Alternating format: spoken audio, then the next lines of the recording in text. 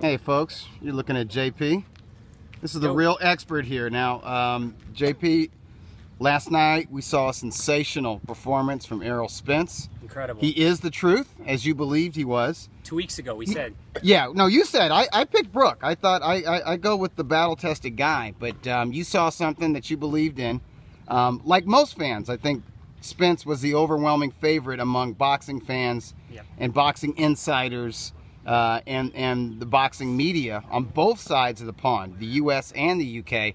But you get to gloat because you actually put money on Spence. Yes. See now, if you just pick Spence, who was like, you know, a 2-to-1 favorite, you really don't get to gloat when you go with the chalk. But when you put your own money on there, you get to gloat a little and bit. Stuck with it when everyone I trusted was picking the other side. Doug, Dean, Coach Dave.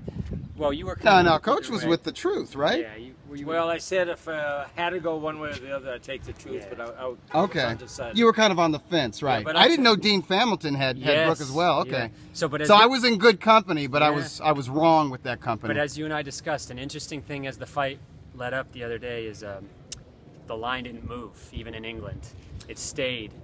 A lot of folks, a lot of Brits were riding with the truth, man. Yeah, which that's not a good sign. No, that's not a good sign. So thank you, Errol Spence. Thank you so much. Well, thank you for helping us. But they both put on such a good fight. I mean, it was such a high-class, quality welterweight contest. There wasn't just athleticism. There was skill and technique. And there was a lot of tactics going on in there. And basically, the fresher fighter just wore him down. Yeah. It was a battle of attrition, and Spence could take it better than Brooke. Doug, you and I were talking before we started the camera. What do you think Thurman versus Errol, odds-wise? I think Spence will be a 2-to-1 favorite. So do I. So do I. You know. Dave, what do you think? I think higher than that. You do? Yeah. That's by the official odds He's makers? The truth. No, I think it's going to be hard. Somebody asked, who's a better puncher, Spence or Thurman? I think Spence. I think so. I think Spence on average. Maybe Thurman can load up with one single harder shot, but I think Spence on average, all of his punches are hard. And that's something I noticed against Brooke. Every punch that Spence threw against Brooke was hard and damaging. And Brooke had some hard punches mixed in with your average shots. One time hasn't been very one time lately. He fights one time a year, pretty much. That's kind of what his nickname means. No one-hitter quitters, just one time a year. Yeah. How about Spence's interview after the fight? It was great. That was incredible. And Coach Schwartz and Doug, your early pick now for Ward Kovalev 2. Who wants to go first? I'll go first. Ward, easy. Wow. Easy. Wow. I mean, that Ward overcame that knockdown that was vicious, came back, really won the rest of the fight. I still had Kovalev winning the fight. But now Ward's got a lot of confidence. He knows he can take his punch. He's got Kovalev psyched out. He's a crazy now. And Ward's going to win that fight. I'd say 8-4. Coach says 8-4 Ward. Doug? If he wins at 8-4, it'll probably be another robbery, everybody. But I don't see it going the distance. Nice. I think the Russian gave him too much respect. Didn't fight quite his fight the way he normally does against Ward. And of course, Ward was a big part of that.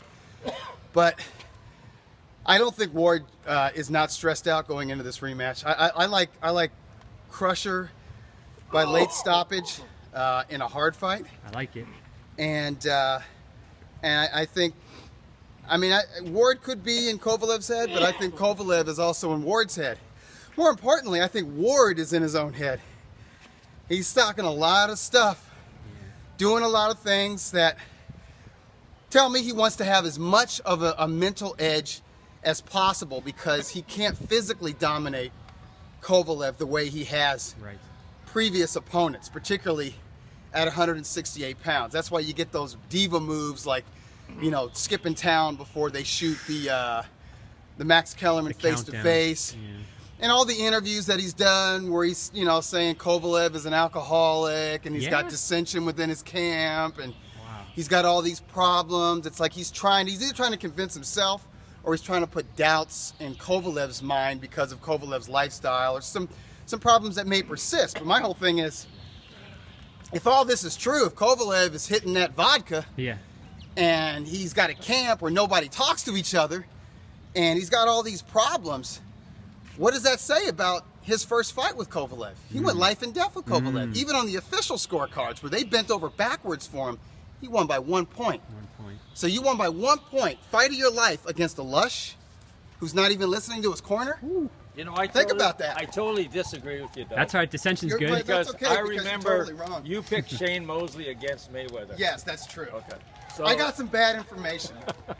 Rich, I had some bad this is the thing. Rich says good insight, Coach. No, I think that Ward is definitely in And his by the way, head. had that fight happened 1.5 years earlier, Shane does exactly what I said he would do. It's just a little bit too late for Shane, that's you, all. You know, if my grandmother had wheels, Yes. she'd be my bicycle. That's true. So this is. You totally disagree with it. I think Ward is totally in his head. I don't think Kovalov's that smart. I think he's the guy that's insecure in this fight. I think He did- Kovalev is smart. I disagree with Dave on a lot of things. I Yeah. think This is Kovalev good. is smart. I'm excited about this fight and I now. think Kovalev is a really good boxer, and I think he shocked the shit out of Ward. And I don't think Ward ever found an answer for that jab. Hey, I want to see this fight now. The superior boxer couldn't deal with the jab. And you better believe, it's easy for us to say from the outside, oh, he's acclimated to the power now. He's not worried about the power.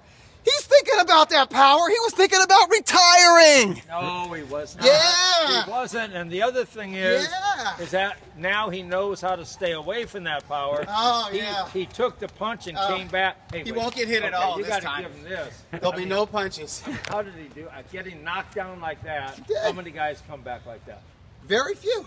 Ward is a champion, no doubt about it. And I'm not a Ward lover, but he's smart. You're a Ward liker, though. That's almost as bad. I respect him. That's as bad as being do a respect Joel him. Diaz. Look. Hey, listen. What's up with he's that? difficult. Sugar Ray Robinson was difficult. Yeah. Sugar Ray Leonard was Sure. difficult. Sure. So Andre Ward's difficult. But those guys proved themselves more than Ward. They fought more badasses. It was a They different- were less. different They were world. less choosy. Ward is he's got that sense of entitlement, and you know what? He's getting everything he asked for. He's getting paid what he wants. His company is like the lead promoter, all that kind of stuff. And I think he needs that going into this fight because he knows what he has. Do you respect him as a businessman? I guess, yeah. I mean, he's doing fine. What an incredible deal he made with Rock Nation. I mean, that's incredible.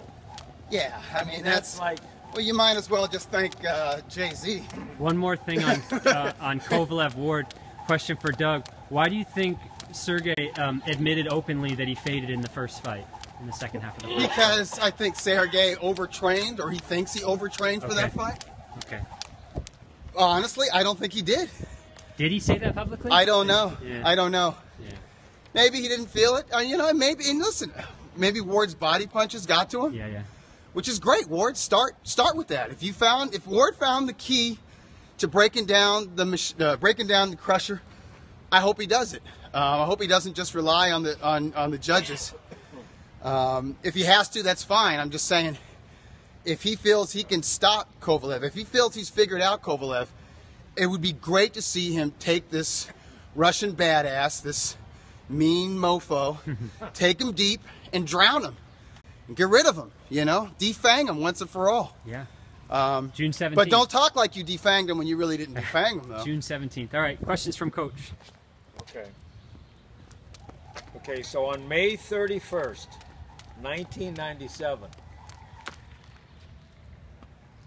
it was the upset of the year. Oh, was this also in UK?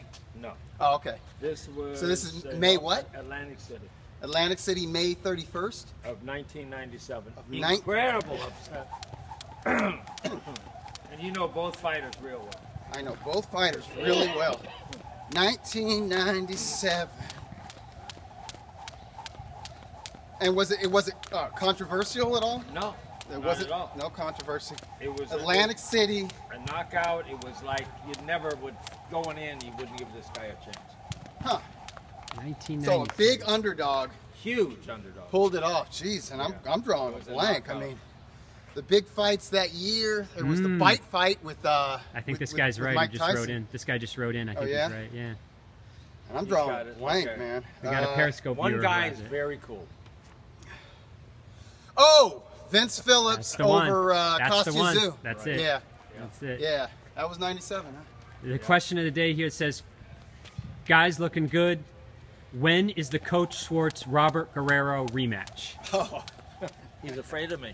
But you know something I was thinking about? Coach is We going talked to take on about the winner of Robert Guerrero, Omar Figueroa Omar Jr. Figueroa. you know, we talked about that last week. But you know, I favor Figueroa in that fight, but Coach, don't get in there with Figueroa. you know, think he's a little I bit was mature thinking enough. about that. I put my life. This is the truth.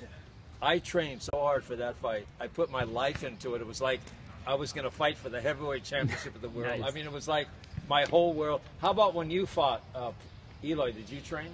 No, You did train. no. Yeah. It's not lighting out. Okay, we're live, so we're good. We won't have. Okay. Can get it on later. All right. So, Coach, you're doing the questions. We were on Tszyu and Phillips, the big upset.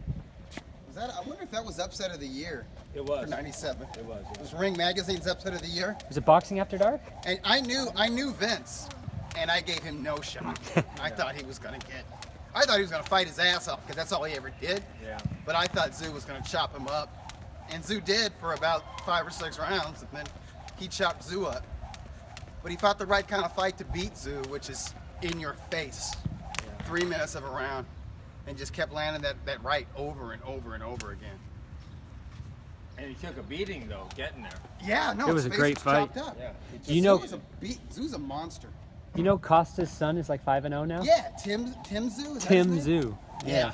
And they said he fights a lot like his dad. Yeah, no, I hope he does well. I haven't seen him yet. I've seen him. I mean, he's beating guys he's supposed to beat.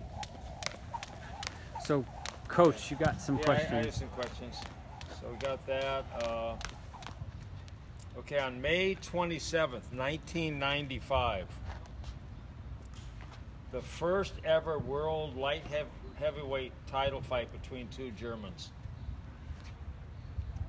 This was 1995. Yeah. And it was Two in Germany.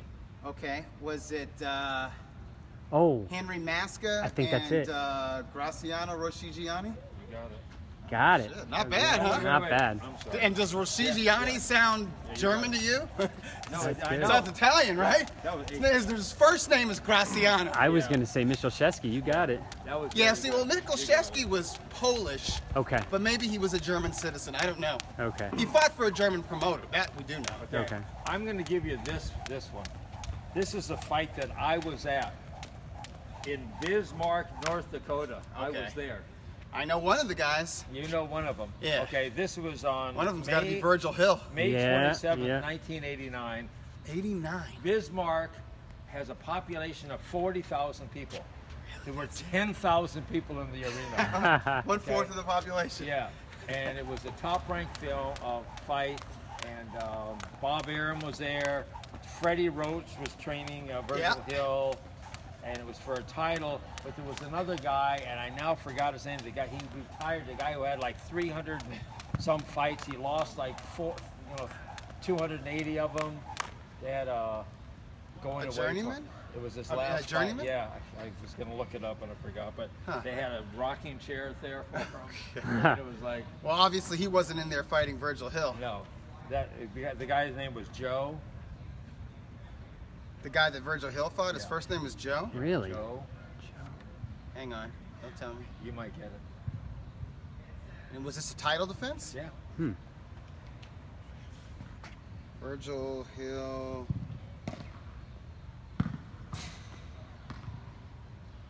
His last name starts with an L. Joe L.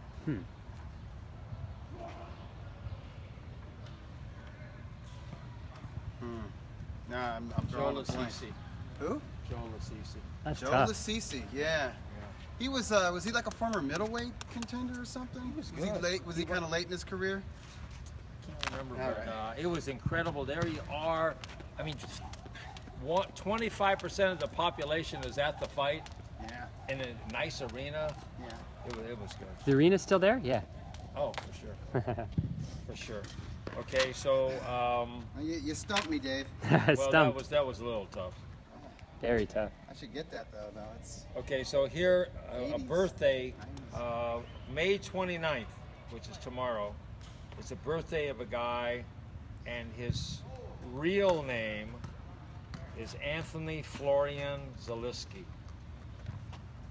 What's his fighting name? Florian Zaleski. Yeah. From Indiana.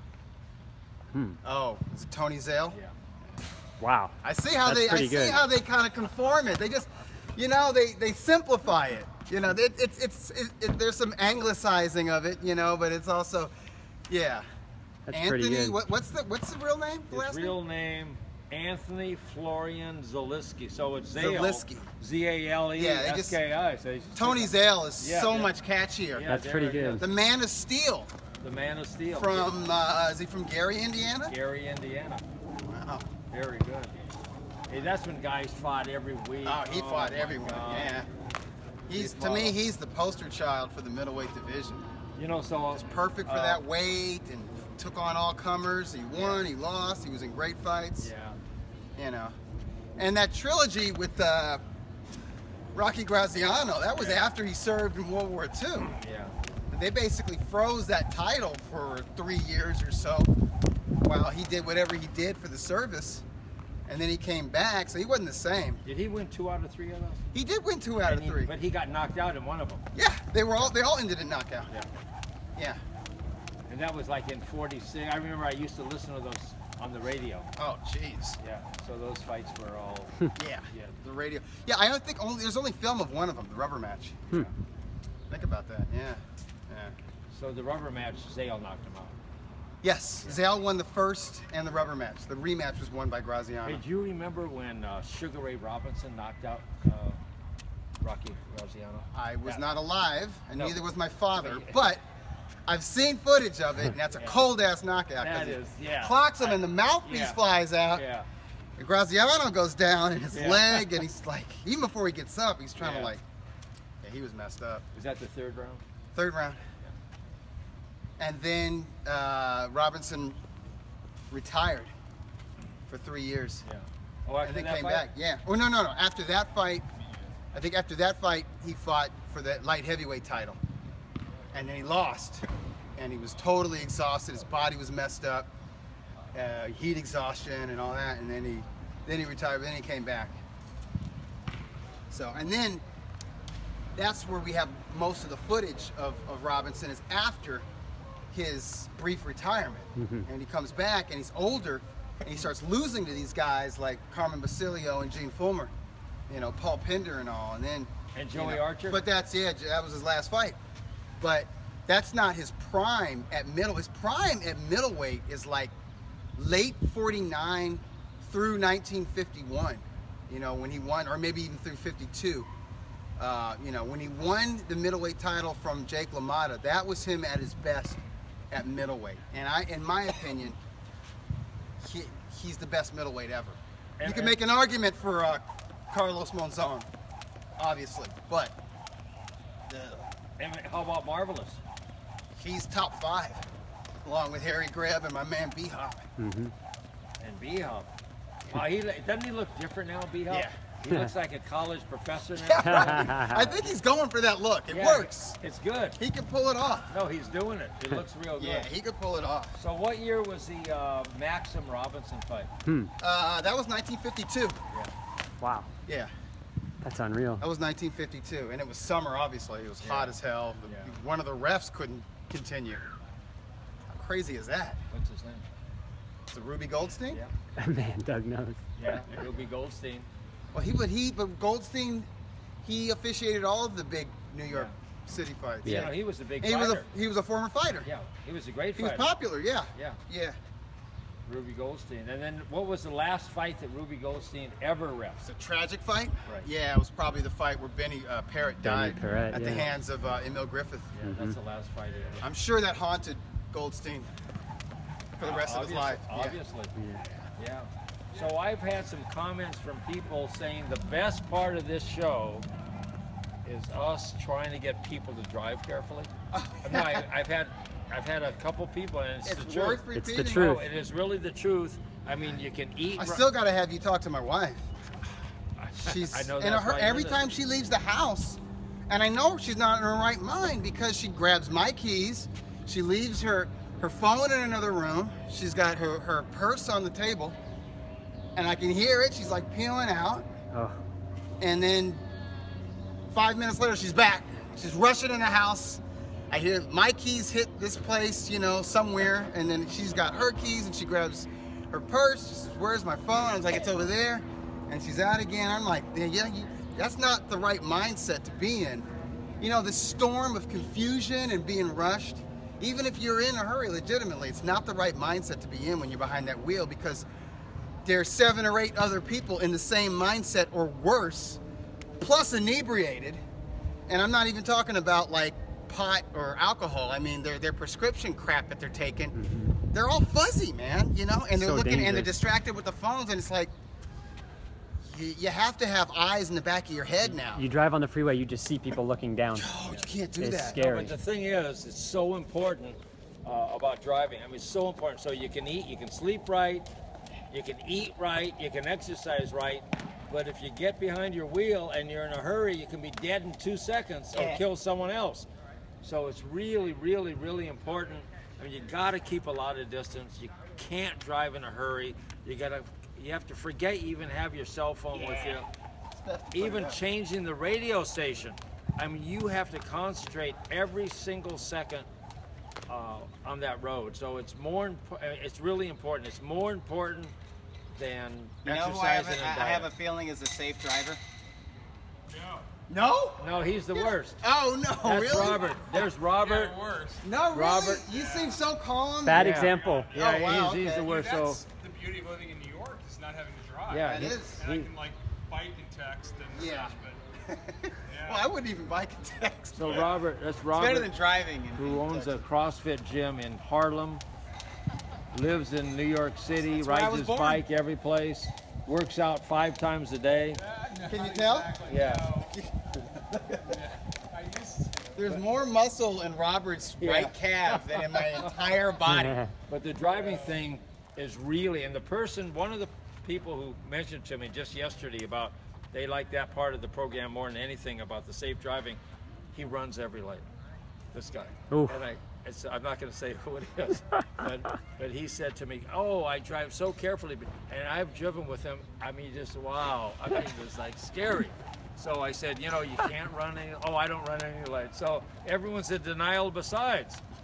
So you really, really have to be careful. So just recently we talked about it last week. Chris Berman, the guy who just retired from ESPN, his wife got killed in a crash. The guy who plays for the Celtics. Yep. What's his name? Isaiah Thomas. Isaiah Thomas' sister got killed in a crash. I mean, every day. I mean, it takes 1 second. So more important than diet, exercise, everything is driving carefully. And I know that when my wife leaves the house, every day, I say, be careful, take your time, because I do think that women are in a little bit more of a hurry than men. They're multitasking. Controversial too. comment. Yeah, it is. So I You can think- get away with it. Once you're in your 80s, you can just say whatever. So anyway, once again, Doug got some of these questions. Ah, you so stumped me. obscure. Damn it, man. I didn't get a Virgil Hill fight. Crap. Well, that's I don't mind missing something from like the teens or the 20s, but once you're in the 80s, I feel like, man, I should know And that was everything. That was on regular ABC TV. Yeah, Virgil fought on On a ABC, Saturday like Wide afternoon. World of Sports. Yeah, that's Saturday right, afternoon. often. So anyway, I probably saw the fight. Oh, I'm sure you saw. I the probably fight. watched it. You Yeah. know, I actually like Virgil. Oh no, Virgil's great. He was the jab master. Anyway, It was just a jab. That's it. He was like, if I can win with this punch, I'll do it. you know what happened when he lost To Tommy Hearns. To Tommy Hearns. Tommy out-jabbed him. He fired Freddie. and so Freddie said he's never going to get that close with the fighter again. Yeah. He learned his lesson. Yeah. And Eddie Futch had told him you can't have a personal relationship going with fighters. So I think that really You can't fall in love with your fighter. yeah, and that really stuff like that really helps you, is because Freddie is like, Freddie's incredible. Well, he learned from the best. He Eddie did. Futch. But he learned that the hard way. And he learned a lot of stuff the hard way, which is a good way to learn things. So you really learn it that way. Yeah. So do you have anything to tell everyone? No, I mean, just, you know, you got your road safety tips from Dave, but, you know, get some exercise, get out of the house, walk, just walk. If you got a dog, walk them. Be happy. Yeah, be happy, love everybody, don't get caught up in Love little everything. things. Love everything. Eat right, don't overdo it. Chew your food carefully, take naps, but most importantly, always, always, always be like Robert over there. Take the high road. And like Errol Spence. And like Errol Spence, Right. take the damn high road. truth. Absolutely. Be The like truth. Errol The Spence truth. in a post-fight interview. Be classy, be gracious, and yeah, take the high road. See you guys next week.